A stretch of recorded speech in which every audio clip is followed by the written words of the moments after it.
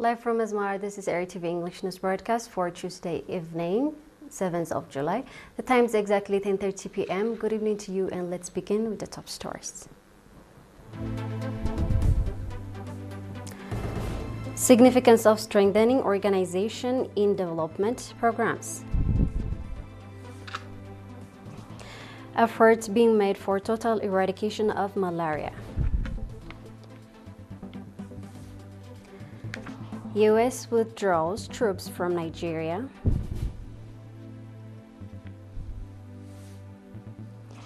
And Ukraine warns of interceptor missile shortage as Russia strikes. Thank you for joining us. Proceeding with the full report.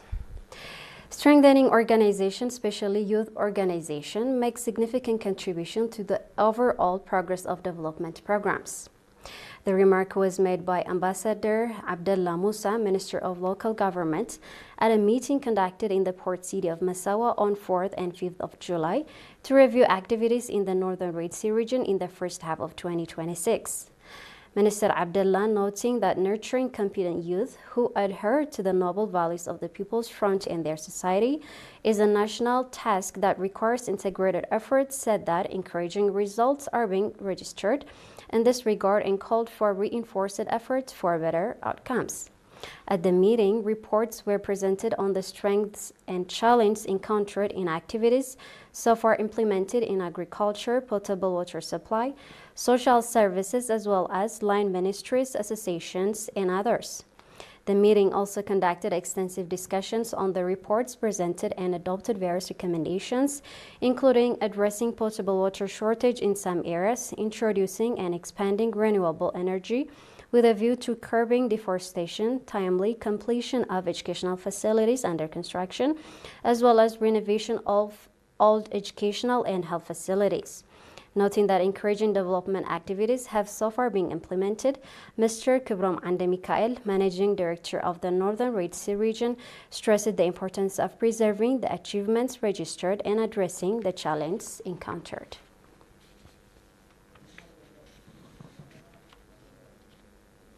The Golden Jubilee, marking the 50th anniversary of establishment of the Revolution School, was celebrated in Toronto, Canada on 3rd and 4th of July under the theme Vibrant Commemoration, New Impetus for National Building. Underlining that the Revolution School, beyond providing academic education, played a significant role in nurturing national consciousness and heroism, love of country and people, as well as in producing competent youth, Mr. Ayub Abdel Amin, Eritrea's Consul General in Canada, congratulated all those who had been members of the school. The program featured a candlelight vigil in remembrance of martyrs who paid their precious lives for their country and people, a photo exhibition reflecting the history and journey of the school, as well as cultural and artistic performances. Mr. Alam Saged Tesfai, former veteran teacher at the school, author and researcher, provided a virtual briefing regarding the history of the school in various historical stages. Mr. Waldo Fetui, chairman of the coordinating committee of the school, expressed gratitude for the contribution of organization and national, internal, as well as those who came from the regions of Canada and the U.S. to participate in the program. Mrs. Azib Solomon, representing former student of the Revolution School, provided a briefing on the history of the school as well as the strong vision that the EPLF had in education sector. Representatives of Eritrean community, the National Union of Eritrean Women, and PFDJ delivered messages of solidarity.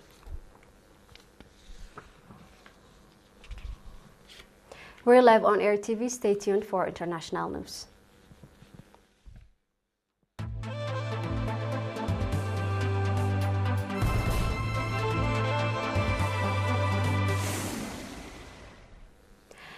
The United States has withdrawn most of its troops it deployed in Nigeria earlier this year in an effort to help fight Islamist militant group. In December, U.S. and Nigerian forces launched a joint operation in the Lake Chad Basin area, which involved strikes against militants on Christmas Day, followed by the deployment of about 200 soldiers 2 months later. The U.S. said the operation had been a success, while Nigeria's military spokesperson told the BBC that the withdrawal of U.S. soldiers would not affect the momentum between the two countries in any way. Military cooperation between Nigeria and the U.S. increased after Washington accused Nigerian authorities of not doing enough to protect vulnerable groups against Islamist militants. Nigeria has firmly rejected this claim, saying the violence is complex and affects people from all communities. Earlier this year, the U.S. said it would deploy about 200 troops to support Nigeria's counterinsurgency effort, while stressing that its force would not take part in ground combat. Announcing that most of these troops had now left, General David Anderson, commander of U.S. Air Force in Africa, said that the operation had been successful and the IS leadership in Nigeria had been significantly degraded. The Ukrainian Air Force says a serious shortage of interceptor missiles meant none of the 23 ballistic missiles fired by Russia at Kiev were shot down. At least 15 people were killed in the second large-scale Russian attack on the Ukrainian capital in a week. This is according to officials.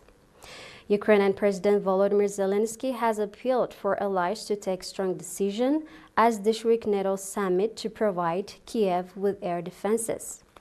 After the strikes, he said the Ukrainian military had been successful in intercepting cruise missiles and drones, but not ballistic missiles. Ukraine accused Moscow of deliberately attacking civil areas in that attack. Russia said it had targeted military energy bases in retaliation for recent Ukrainian strikes on power stations and energy facilities in Russian territory. Kiev has kept up its drone attack on critical Russian energy facilities. The Ukrainian military said it struck 3 Russian oil refineries, including the country's largest one. We're about to end our news broadcast, but here's a final look at the top stories before we sign off.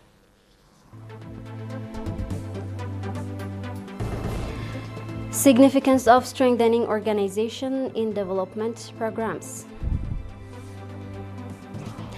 Efforts being made for total eradication of malaria. U.S. withdraws troops from Nigeria.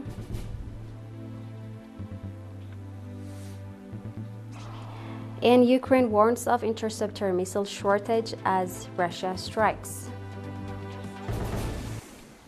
That's all with the news for the session. On behalf of the entire news crew, thank you for watching. I'm Salim Burhani, wishing you a great night.